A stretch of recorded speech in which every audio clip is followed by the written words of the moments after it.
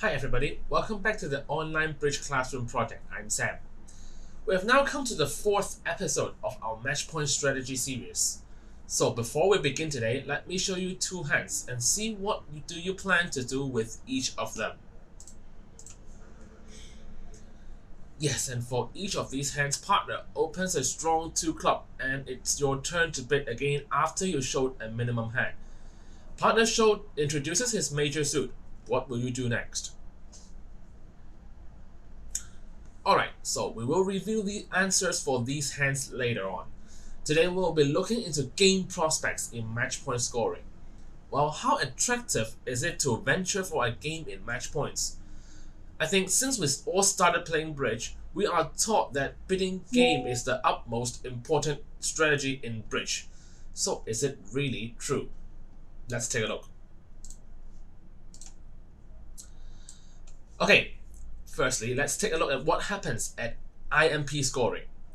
If you bid and make a game while the other table stays in a partial contract, you will gain 10 imps when you make your game. But when you bid your game and go down, you lose only 6 imps. So we can easily see that aggressive game bidders are often rewarded in IMP scoring games. But it's not the same story in MatchPoints. Well, suppose everybody else is in 3 hearts and you are in 4 hearts. You will score 100% if it makes and you get a pure 0 when it goes down. So we can see that the expected gain and expected loss is in a 1-to-1 ratio in MatchPoint game. Not to mention, you also get rewarded if you stay in 3 hearts and make 10 tricks instead. So from this we can know, in MatchPoint scoring, we do not tend to bid game as aggressive as we are in imps.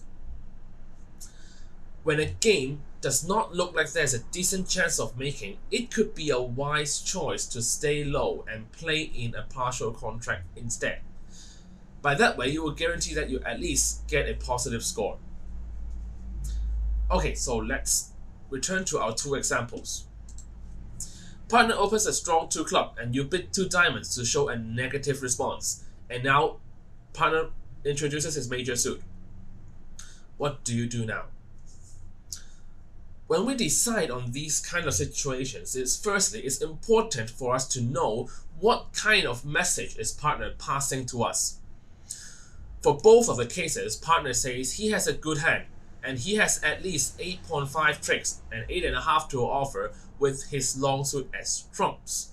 So he asking about what do we do after we get the message.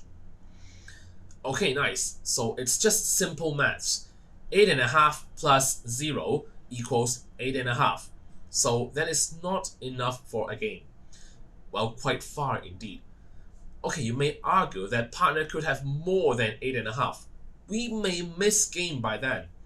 Well, that's true, but we have to know that in at least, I would say like 80% of the time, partner can produce no more than 9 tricks from his own hand.